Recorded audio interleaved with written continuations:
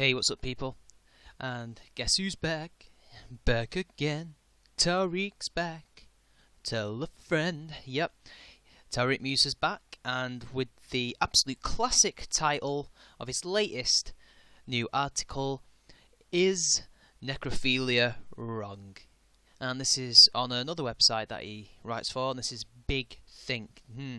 Yes, he's definitely got to think big about this to try and justify necrophilia. Or is he going to say it is wrong? Who knows? Let's read it. Cemeteries are not for the dead, but for the living. No. They're to put dead bodies in, because nobody wants to live with a dead body. Dead bodies attract flies and maggots and bacteria, all sorts of stuff. They promote disease.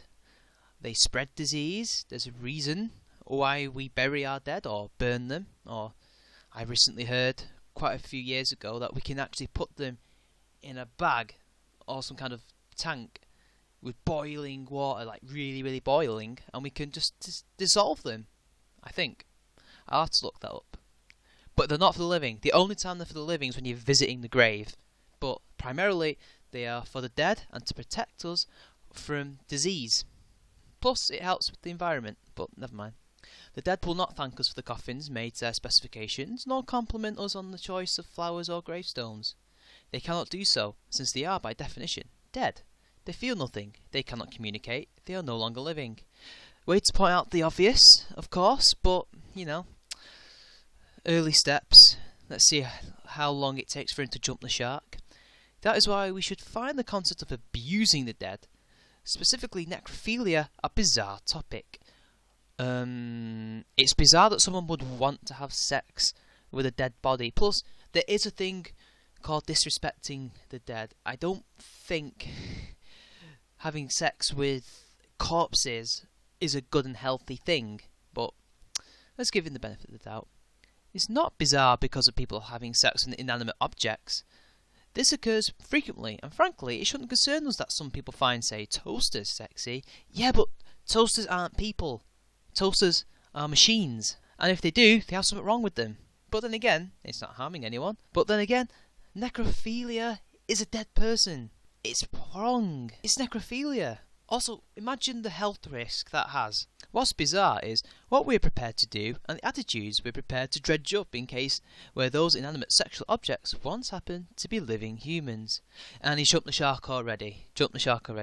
Like incest, we may find the act of having sex with corpses disgusting, but we can't let that be the only determinant of an appropriate response. That can be the only response if you wanted it to be. I mean, it's not the only one. It's not just disgusting, it's also kind of, for me, it's a health risk, it's weird, and it's let's just carry on with the article, guys. It continues.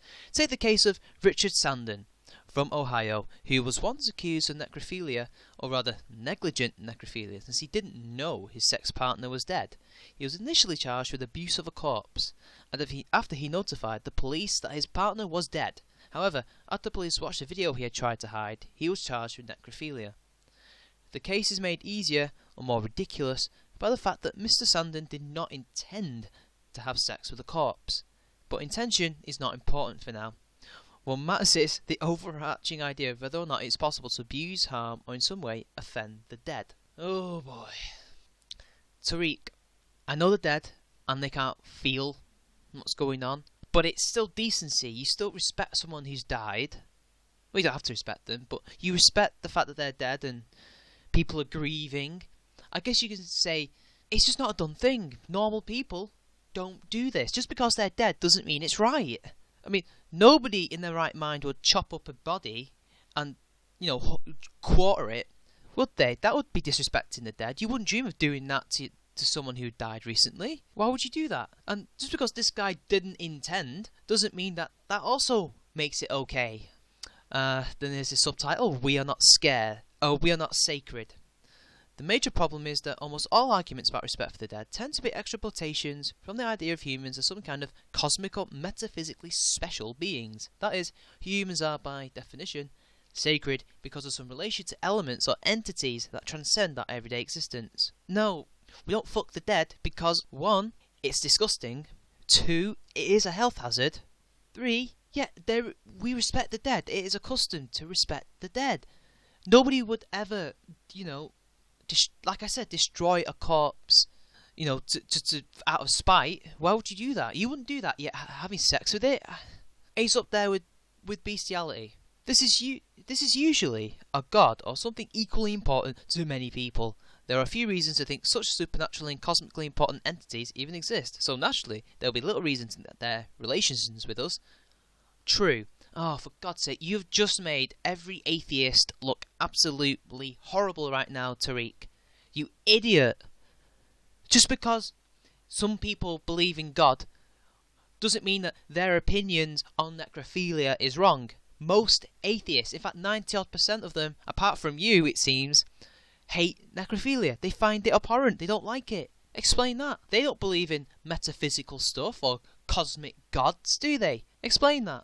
Indeed, he says, untying ideas of sanctity from assertions of divinely ordained anthropocentrism is, I think, impossible.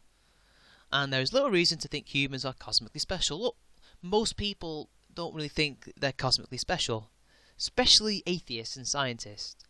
But that's not where the hatred of necrophilia comes from.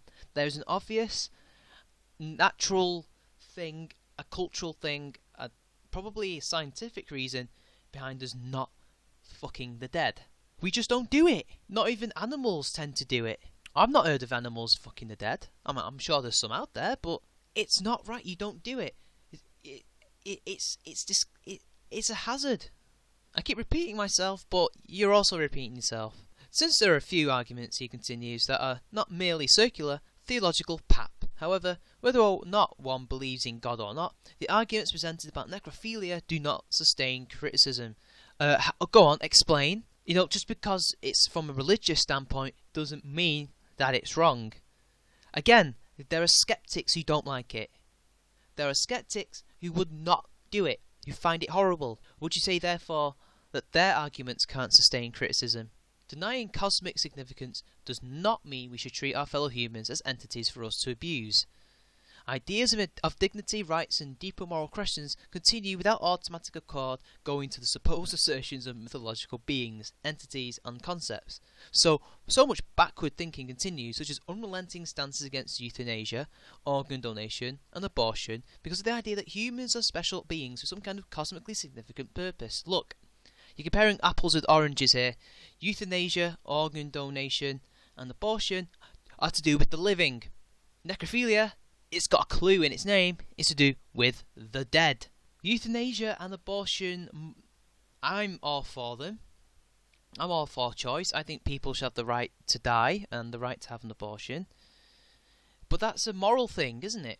That's an ethical thing. Do you think it is okay to take away a fetus from to destroy a fetus? Not to take away, that's silly. Or do you think it's okay for us to kill someone who's in a coma? To end their life, to end their suffering? Or, involuntary? Or do you think it's okay for voluntary euthanasia? That's different. And organ donation is also kind of a cultural, religious thing. Some people, it's against their religion to be kind of cut up and have blood transfusions because the body's pure. But this is apples and oranges. That doesn't help your argument. And just, again, you're assuming that they all think humans are special. Not everyone thinks humans are special. Even some religious people don't think we're special. Especially when they always talk about how we're horrible and we're all going to hell. Do you think we really look special in the eyes of some religious people? Don't think so. Even when we're discussing adults being able to do what they want with their bodies, whether it's donating organs or taking their own lives, very strong opposition exists, almost solely resting on the belief that humans are special beings. This does not help your argument. Stop this circular nonsense. You just attacked religion for having a circular argument. All you've been doing is going back to, people think humans are special, therefore necrophilia is wrong. That's a stupid argument. Stop saying this over and over again. This doesn't prove that necrophilia is okay. Your atheism doesn't prove that it's okay, because as me and the vast majority of us don't like it. For our current purposes, denying the automatic sanctity accorded to humans means we can more seriously consider whether there's justification for thinking human bodies are automatically inviolable. This is why testing these assumptions against the case of necrophilia matters.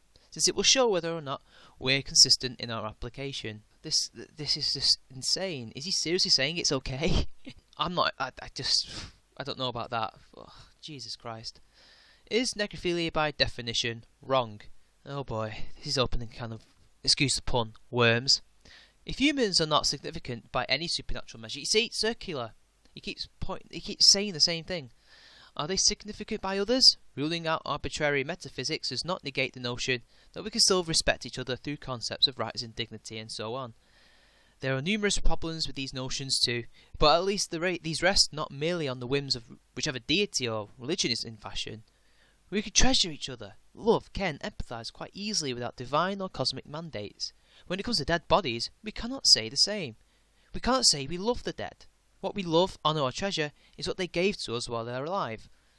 Tell that to the people who are grieving about the loss of their loved ones. They still love them. Some people never marry again or have relationships again when they lose a partner that they fell deeply in love with. They still love them. Why do you think they're always in our memories? We always think about them. I still miss my grandmother's partner. I think about him sometimes. I miss him. I liked him. I like him now, even if he's dead. I can't believe you can say this pseudo moralistic ethical bullshit. You're trying to. Is it me? You're trying to argue this from an atheist standpoint. It's not working because you're just ignoring that other argument from other atheists who will happily disagree with you. You're just trying to base it on some metaphysical religious argument bullshit, and it doesn't work. People do love the dead. Why do we have such ceremonies? Why do people have cults? Why do we have ancestor worship? Explain that. Whether Socrates' body is cut up and boiled matters little to those who find his contribution to Western thought important. This is why cemeteries are for the living, not the dead. Socrates' death is important to history. He poisoned himself for freedom of speech, for freedom of expression. He had to kill himself because he was guilty of crimes that he actually didn't commit. He went too far in the eyes of the Athenian nobility, or rather, shall we say, oligarchy. Not really nobility, but you know what I mean. His death is important. So what? How he was buried isn't important, but his death is important. That's why he's always mentioned in arguments for freedom of speech. You don't understand what you're talking about there. And he continues, the first opposition to necrophilia then is about, as we've seen, abusing or disrespecting the dead. You see, he keeps going about this, and look, we respect the dead. It's a cultural thing. It's also maybe an evolutionary thing. But the reason we ought to be upset by someone violating a dead loved one is not because it will offend the deceased, but because it offends us. Oh, and Tauriq Moosa talking about offence. Incredible. Look, yeah, maybe the dead person isn't offended. Do you honestly think they would want someone having sex with them when they're dead? I don't think so. Our dead loved ones became essentially property. No, they don't become property. They're dead. They are placed back into the earth or turned to ashes. They're not property. That is wrong. There's nothing in law that says they become property when they die. Just as we wouldn't want someone breaking into our home and making a concubine of our toaster, we would not want the same for the bodies of our deceased loved ones. Their memory is not violated. Only the courts which once housed their living selves, personality or whatever. Thus, we can condemn necrophilia, but we should get rid of the term, simply call it property violation. There's nothing special about a dead human body. Jesus Christ, this is some misanthropic bullshit. It's still a human. It's still a human being, even if it's dead or not. You still treat the body with the respect you would if they were dead. Because you are violating it. It's hard to explain, because it seems to me that you've kind of done some mental gymnastics here. I think this shows a lot more about you than it does about us. Property violation. I don't recall reading the law and reading religious text that says that dead bodies become property. I don't own my dead rabbit anymore. She's dead.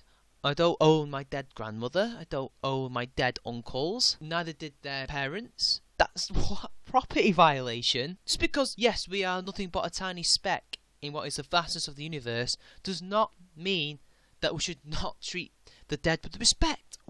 This does not in any way make necrophilia okay. A notable inconsistency arises. The fact that people give up their bodies to science, medicine, and crematoriums means we are willing to do things that violate the deceased. No, you see, that's not violating the deceased. They've given their express permission when they have died to help science. The only way we can know more about the human body is if we actually dissect it and learn more about how it works. There's only so much you can do with someone who's alive, and we can't be vivisectioning people like they used to, can we? These are vivisect criminals, which is why we do it with dead corpses. It was illegal hundreds of years ago. Hell, thousands of years ago. The Greeks couldn't do it, the Romans couldn't do it. I think it was right up till the 15 to 1600s they couldn't do it. It was only then that they could do it, and that was for religious purposes, which you've been criticising. It was mostly an ethical, moralistic thing from a religious perspective, which was why they didn't do it. But again, if you've got the permission to do it, they're not being violated. I don't think you understand consent. You can give consent and then be dead, right? Anyway, let's continue. If so, we ought to be willing to say that if someone truly wants to be merely a cadaver with which another can sexually pleasure himself, then so be it. Why are we willing to chop up, burn and mutilate a body, but suddenly turn Puritan when sex steps into the picture?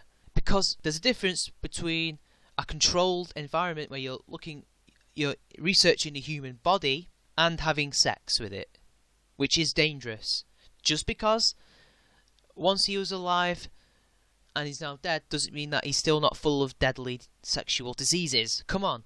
It doesn't make it any less right, and it makes it even more wrong from the way you're saying about it. Plus, one has given consent and the other hasn't. I've not heard anyone say, oh yeah, you can have sex with my body after I die. I've not heard that. Again, one might oppose it on property violation grounds, but this only highlights the irrelevance of its being a dead human being. Jesus Christ. Another response to necrophilia rests, as usual, with the transmutation of disgust into a crime. No one surely can consider disgust a sufficient criterion for sending people to prison and darkening their lives with criminal records. But different things disgust different people, so we would be resting criminal procedure on the whims of whoever happened to hold the highest office that day. This would affect anyone, since one could be convicted for merely holding a view, let alone committing an act that someone finds disgusting. No, nobody's going to convict you for holding your view on it. It's the act itself. I've already explained why it's probably illegal. This is no way for society to exist. We need to open discussions based on reasonable debate as much as possible. This is not a call for relativism, as some might think, but a call for an effective use of open, critical discussion, not using merely emotions and personal feelings as sufficient grounds for decision making. Again, like I alluded to before, and some people have said in the comments, it's about consent.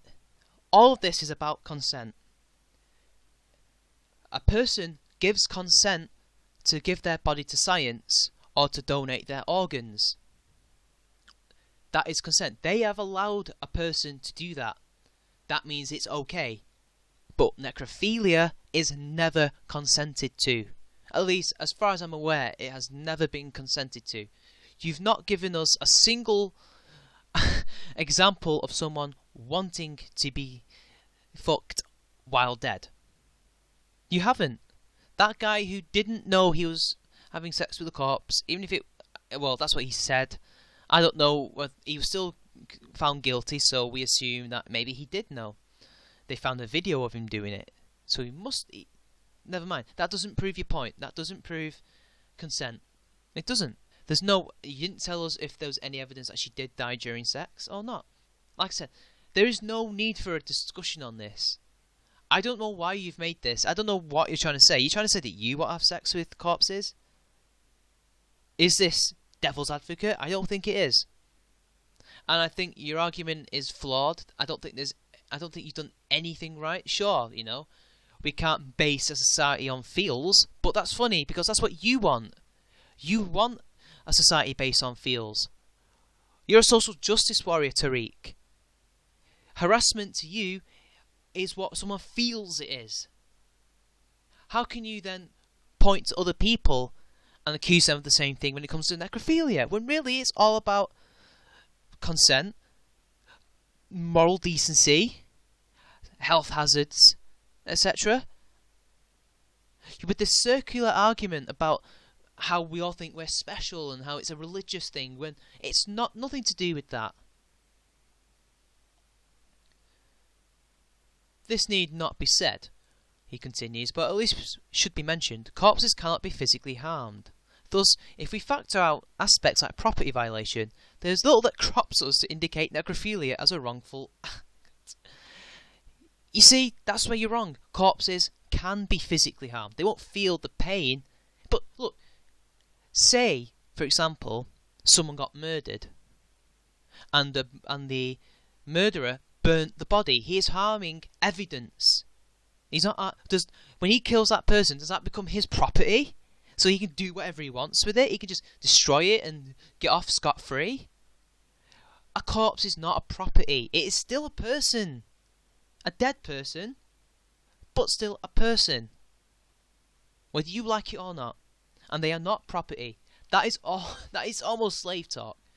Slaves are technically property, not corpses.